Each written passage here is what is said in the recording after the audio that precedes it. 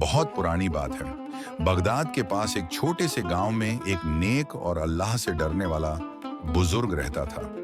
नाम था हजरत सादिक। वो दिन रात इबादत में लगे रहते और जो थोड़ा बहुत खेतों से अनाज आता उसी में गुजारा करते।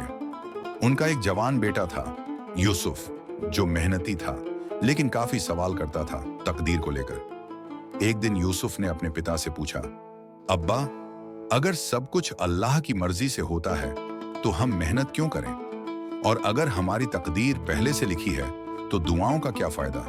हजरत सादिक मुस्कुराए और बोले, बेटा, अल्लाह ने हमें अक्ल और मेहनत दी है ताकि हम सही रास्ता चुन सकें। तकदीर का मतलब ये नहीं कि हम हाथ पर हाथ धरे बैठे रहें, बल्कि ये कि जो भी होता है उसमें अल्लाह की कोई ना कोई हिकमत होती है।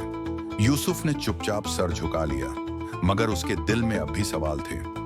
एक दिन की घटना कुछ दिनों बाद यूसुफ शहर गया अनाज बेचने। लौटते वक्त रास्ते में एक लुटेरा मिल गया। उसने यूसुफ से सब कुछ छीन लिया और उसे घायल करके चला गया। किसी राहगीर ने यूसुफ को उठाकर घर पहुंचाया। यूसुफ का दिल टूट गया।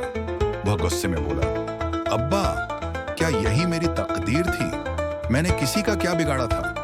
हजरत सादिक ने अपने बेटे का हाथ पकड़ा और बोले, बेटा, तू अल्लाह पर यकीन रख। हो सकता है आज जो तुझ पर गुजरी उसमें किसी बड़ी आफत से बचाया गया हो। कुछ हफ्तों बाद खबर मिली कि उसी दिन जिस शहर में यूसुफ अनाज बेचने गया था वहां बड़ी लूटपाट हुई और बहुत से लोगों को मार दिया गया। अगर यूसुफ शहर में ही रुकता तो शायद वो भी मारा जाता। यह सुनकर यूसुफ की आंखों से आंसू बहने लगे। उसने कहा, अब्बा, मैं समझ गया, जो हुआ उसमें अल्लाह की रहमत थी। मैं अब तकदीर पर शक नहीं करूंगा। कहानी का सबक इस कहानी से हमें ये सीख मिलती है कि तकदीर पर यकीन, सब्र और अल्लाह की रहमत पर भरोसा ही इंसान का सबसे बड़ा सहारा है।